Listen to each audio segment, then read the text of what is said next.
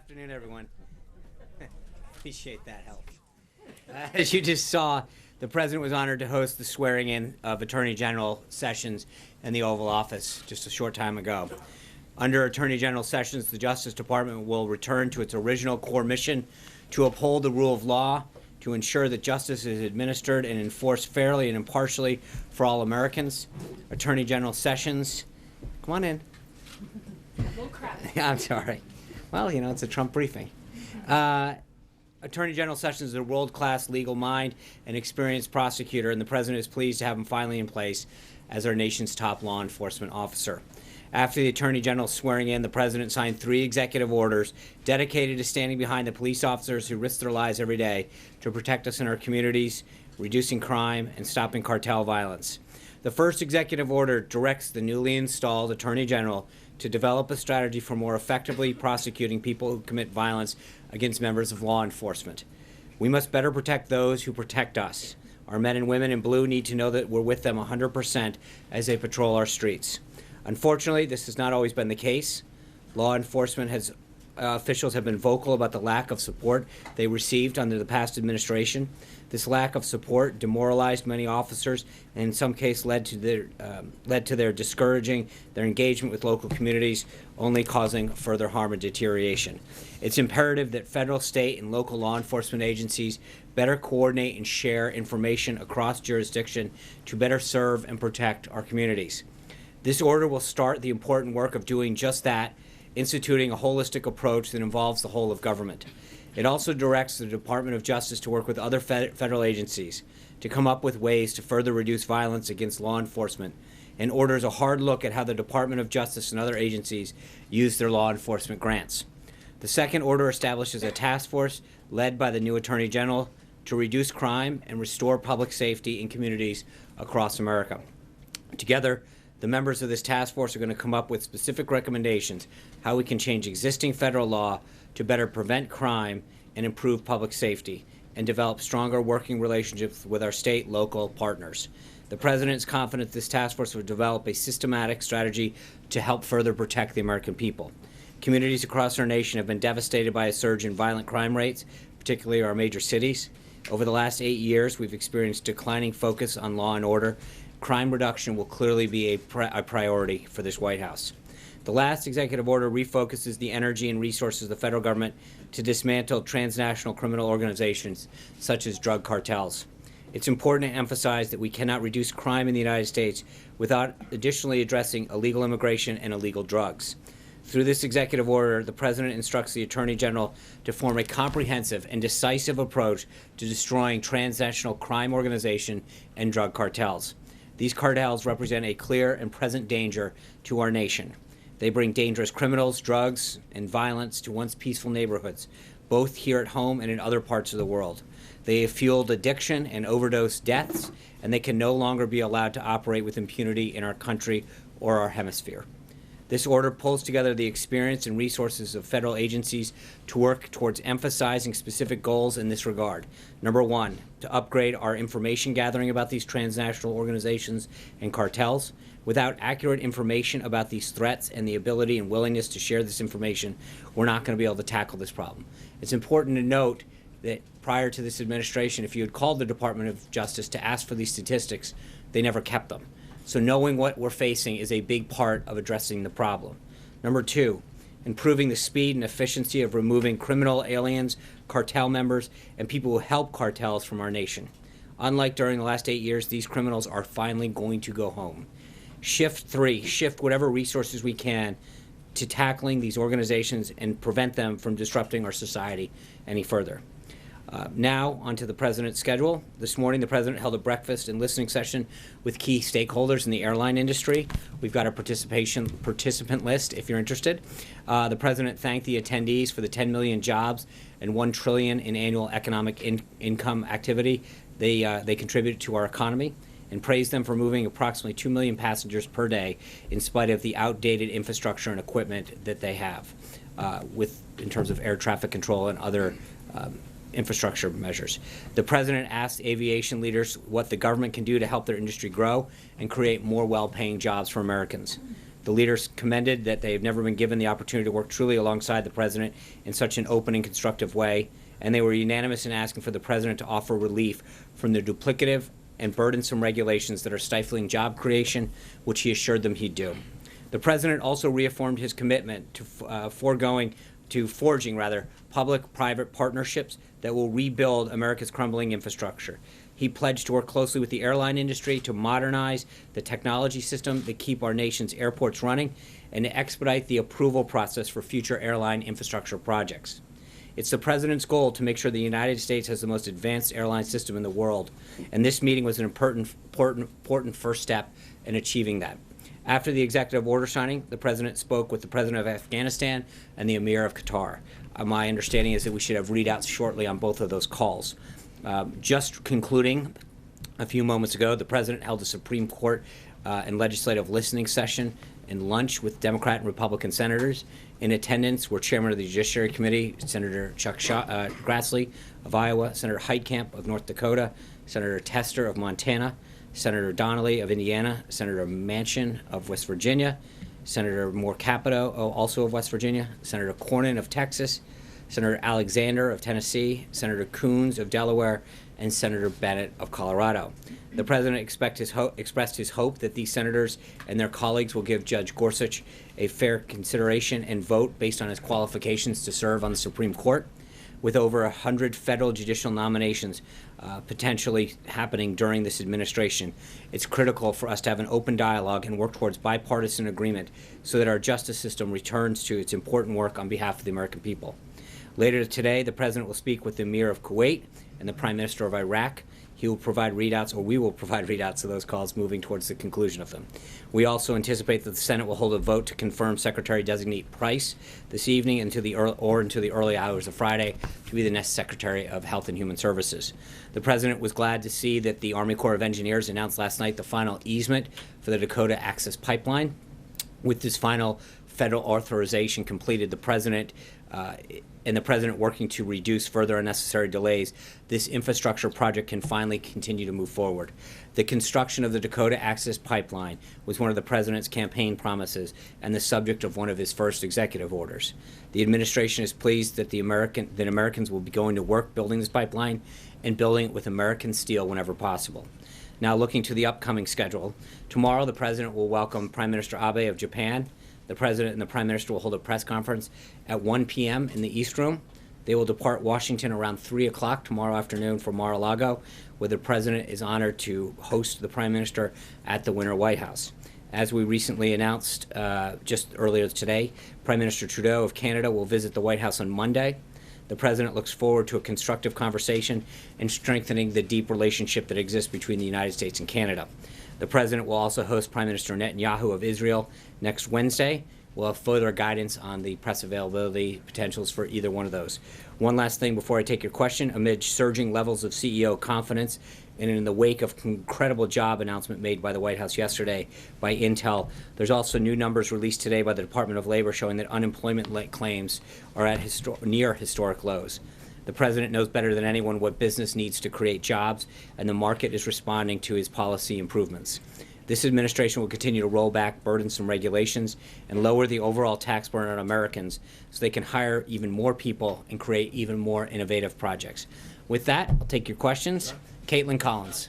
Thank you. Hundreds of bureaucrats at the Consumer Financial Protection Bureau make more than members of Congress. 40 of them make more than Vice President Mike Pence. Does the president have plans to revamp this agency? And if so, does he feel that he should be able to fire the head of the agency at his will?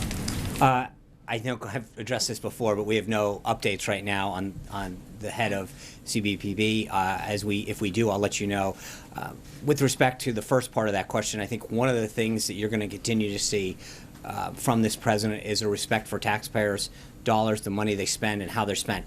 We are going to continue to review all aspects of government. I think you'll see further announcements as far as how he's going to look at how he's going to approach and innovate and update government.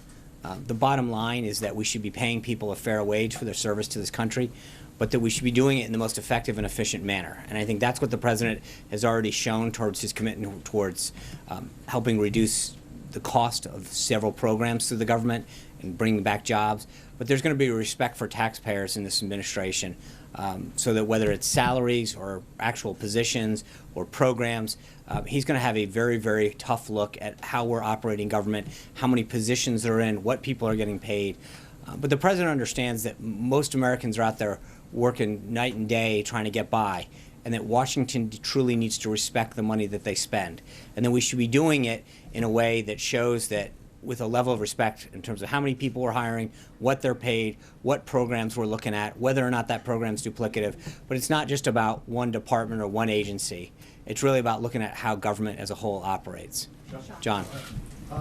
Sean, questions have been raised after Kellyanne Conway did an interview, I believe it was with Fox News this morning, where she appeared to, from the confines of the Brady briefing room, promote the products of Ivanka Trump. Do you believe that she crossed an ethical line?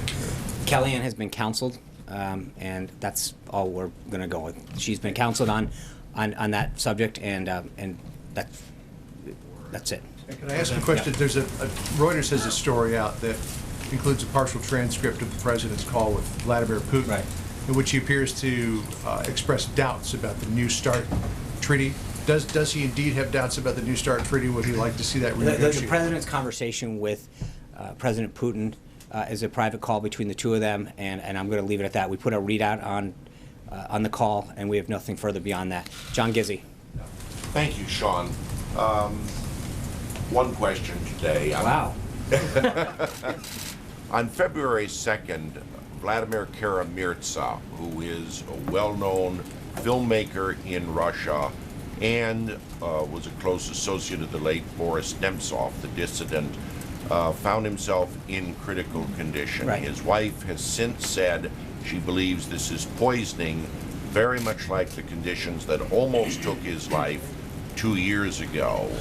And does the administration have any comment about that, or the frustration of Mr. Navalny, the opponent of President Putin, to get on the ballot as a candidate?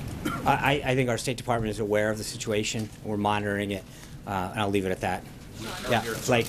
Sean, the president said today in the airlines representative meeting that Right. he hopes to have an announcement within the next 2-3 weeks about lowering the burden of taxes for businesses. Right. At the Super Bowl interview, he was asked, can Americans expect a tax break in 2017? And he said, I think so, yes. I would like to say yes.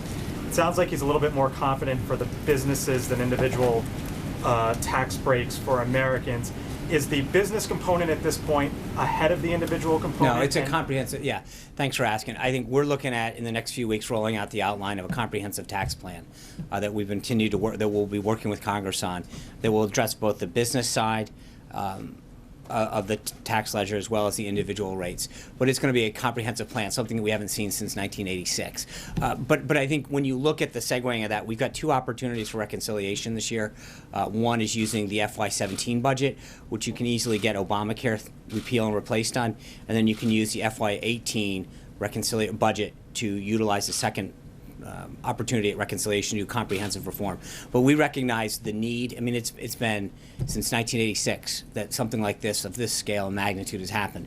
The president recognizes that middle-class Americans need tax relief, and that's going to be part of that. But we also recognize, and you saw that in all of these business meetings, whether it's inversions or other means in which people are shipping jobs overseas or reestablishing themselves, or the profits that are kept over there, we need fundamental, comprehensive tax reform that addresses both sides of that income stream.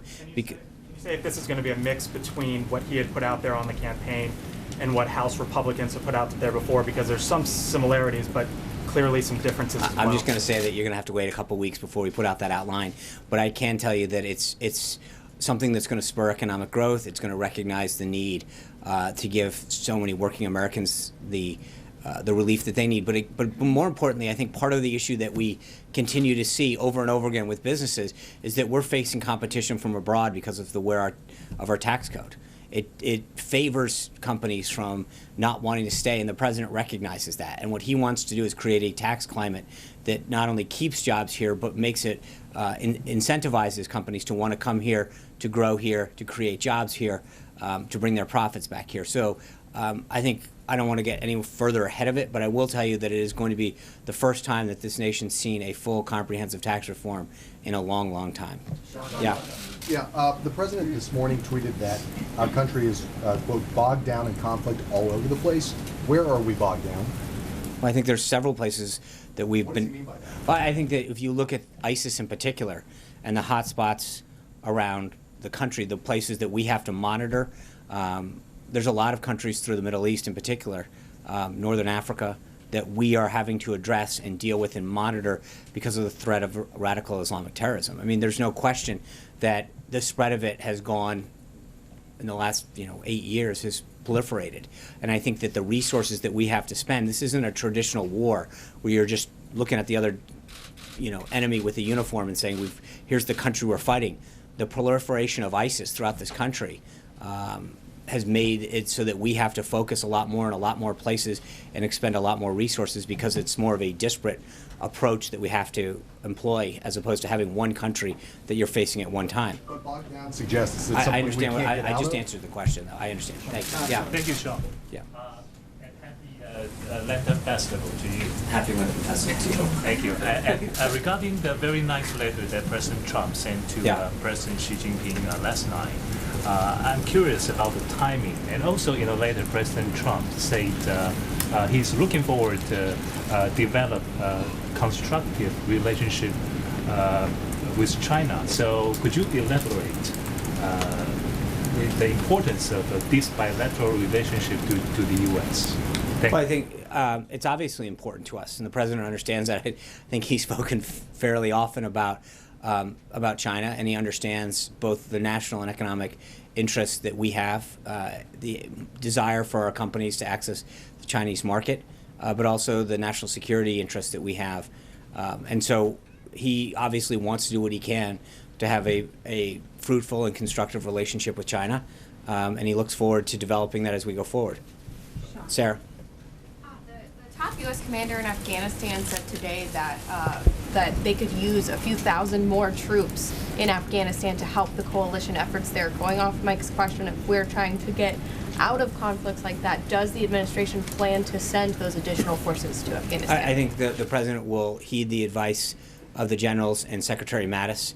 That conversation has yet to happen, and if we have any further announcements. But I think that's right now a Department of Defense issue that you should touch base with Hallie. Sean, two questions for you. I want to get to one on immigration, but first, on the comments from Judge Gorsuch that have been reported out, Yeah. I just have a two-parter for you. Does the president still stand by his nomination? Absolutely. Given where Gorsuch stands, That was with- number one. No, this is like a part of two-part. First, given where, not calling it anymore. given Judge Gorsuch's position on the president's attitude toward the judiciary, and given that the Yeah. president has praised Neil Gorsuch for his intellect and for his integrity, does the president have any regrets about the comments that he's made about federal judges? I think the president's comments speak for them. No, he has no regrets, but he's very proud of the selection he's made, and he's going to make a great Associate Justice of the Supreme Court. About the comments that he said, for example, about Judge I Robar. understand that, and yes, he has no regrets. Thank you. On immigration, Guadalupe Garcia de Reyes, Sean. April Ryan. Why are you calling me out? I didn't do anything. I know the White House, I'm sure, has been following the situation of Guadalupe Garcia de Reyes. And so I want to know, does the president believe she should have been deported? And what message does he have to others? Yeah, in her I'm going to position? refer you back to ICE on that. That's an ICE matter, and the issue is developing in Arizona right now, and I would refer you back to ICE. Margaret, Go right now, though. I would refer you back to ICE. In that lunch meeting, the president said that, he basically said Senator Blumenthal's comments were taken out of context, and that Judge Gorsuch's comments, right, yeah. and that his relaying of Judge Gorsuch's comments were taken out of context. However, Right. Senator Ayotte, who is working with the White House to help shepherd Judge Gorsuch through the Hill, released a statement confirming those same remarks, disheartening and demoralizing. Right, in so terms here's of- what Senator- Was the president aware of that? Because Yeah, of she course was he's in aware. that meeting. No, of course he's aware. This is what Senator Ayotte said. Judge Gorsuch had made it very clear in all of his discussions with senators, including Senator Blumenthal, that he could not comment on specific cases and that judicial ethics prevent him from commenting on political matters. He has also emphasized the importance of an independent judiciary. And while he made clear that he was not referencing any specific case, he said that he finds any criticism of a judge's integrity and independence disheartening and demoralizing. So there's a big difference between commenting on the specific comments that have been made in the tweets and his general philosophy about the judiciary and his respect for his fellow judges. And I think the senator's comments were very clear about how those are two distinct issues. Right, and the judge's Right. comments, as relayed through others, were also in that context of the president's attacks on the judiciary, which is what the senator, as you just read out, was also talking about Right. there.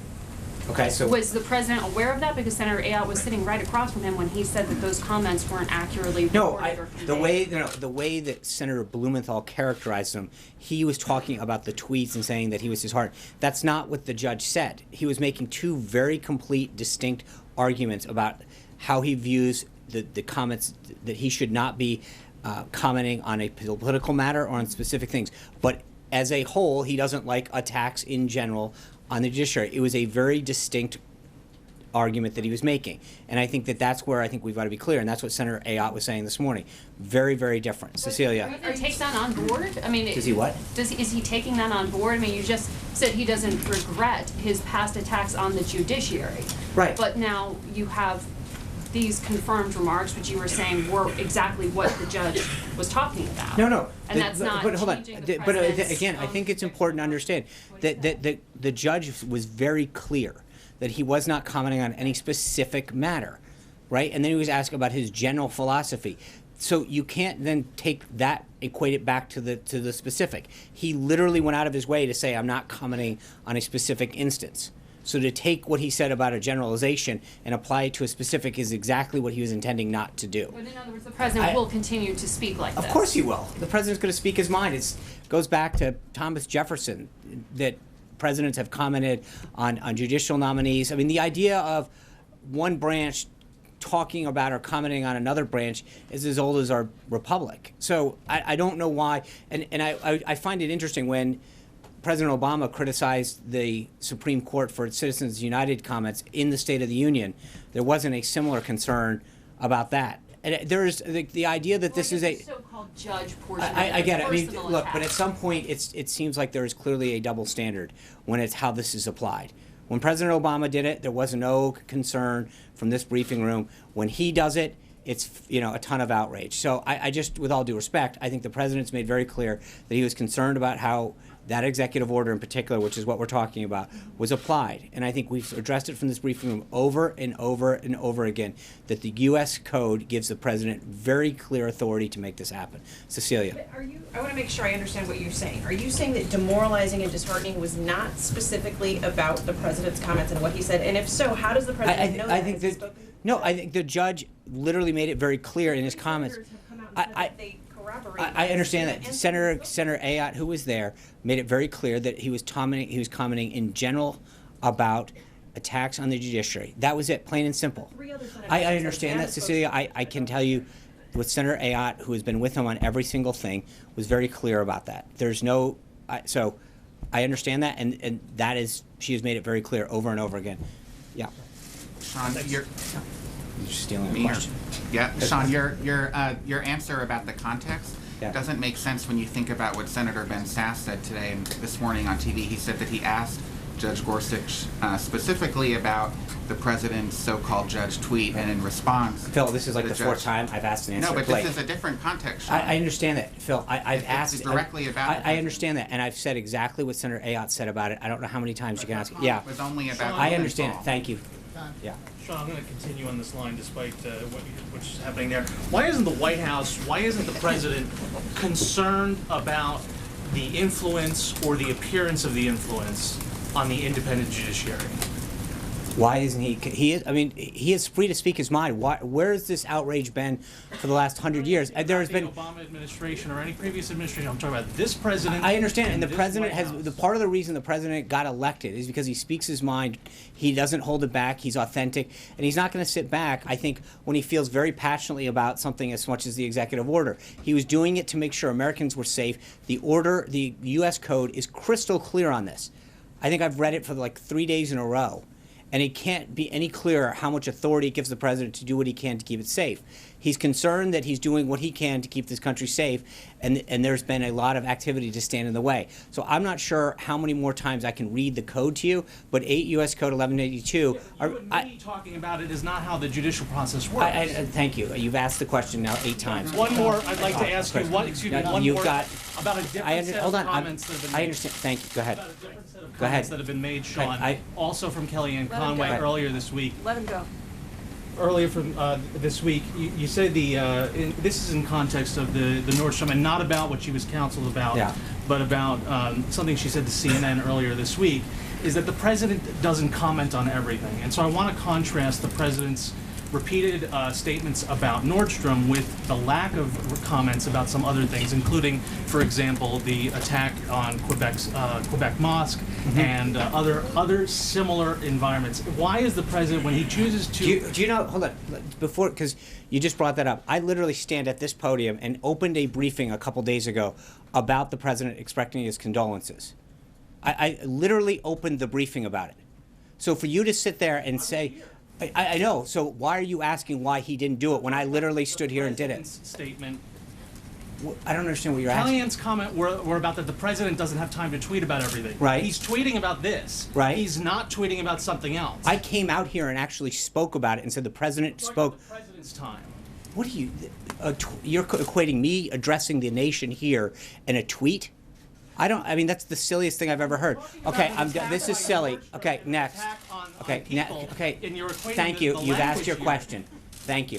Does that not diminish the language that you're using? Go ahead. Thank you, Tom. One of the criticisms leveled at President Trump's predecessor, President Obama, by Republicans was his excessive use of executive orders. The president signed 3 more executive orders today.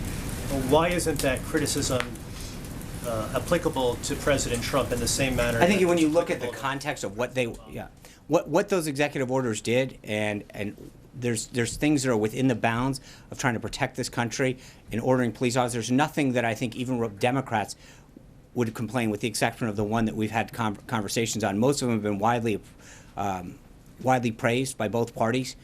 To keep this country safe, to get jobs creation back. Most of them have been widely applauded. I think the difference with what President Obama did was stretch the executive order to take actions that had largely been within the realm of Congress, and to do things that didn't allow for prior input.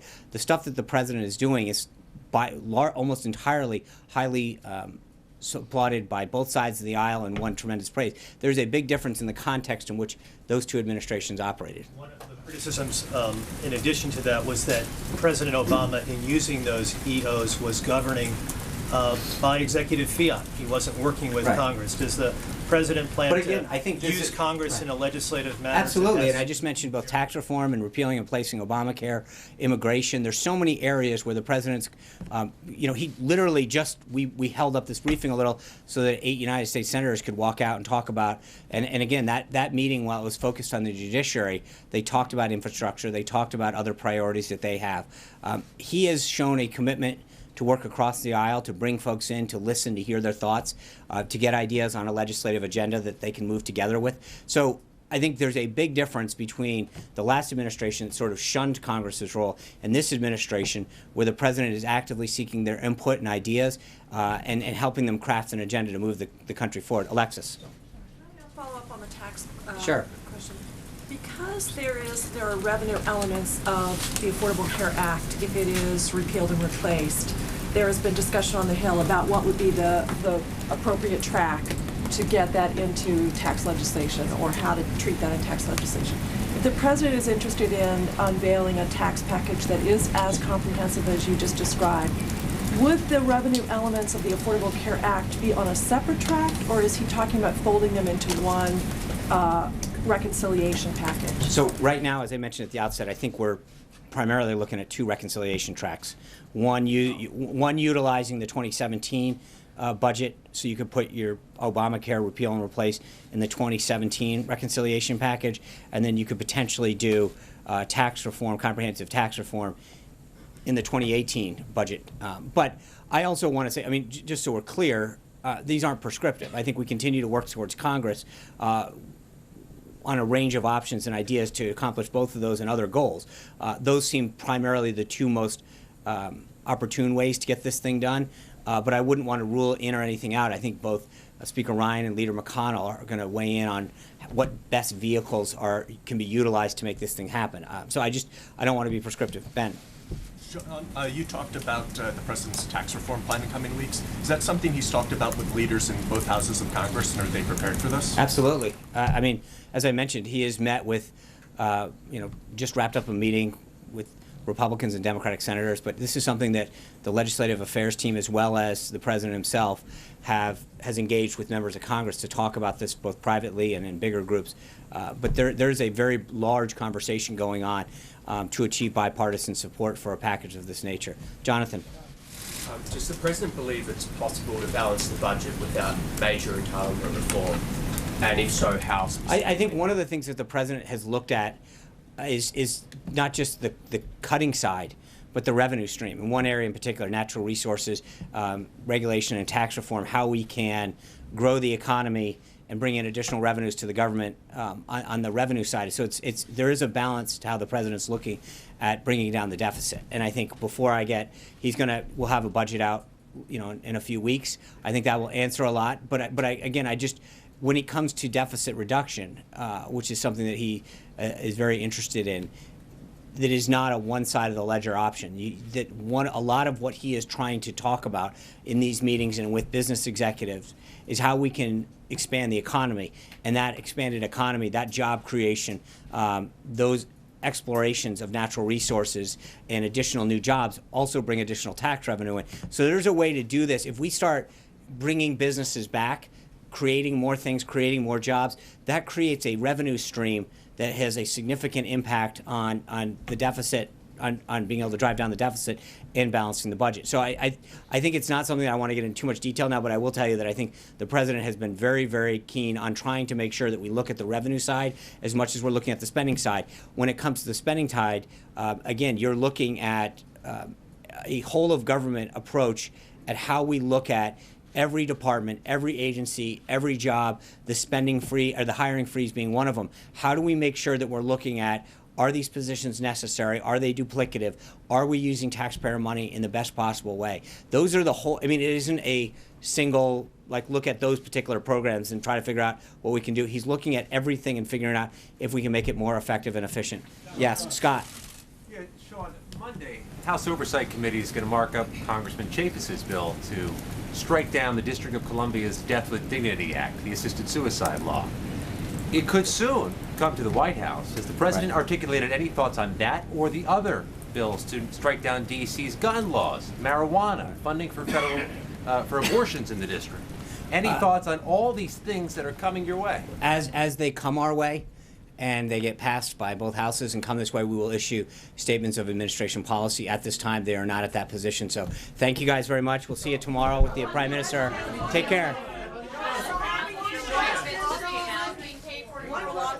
One question. He's coming back. Come back. Come on, Sean. Come back.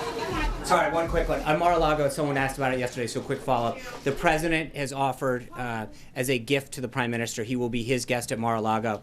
No one else will be staying there, as far as I know, from the Japanese delegation. They will stay out in town with the rest of the staff. But that is a gift that the president is extending to the prime minister. Thank you, guys.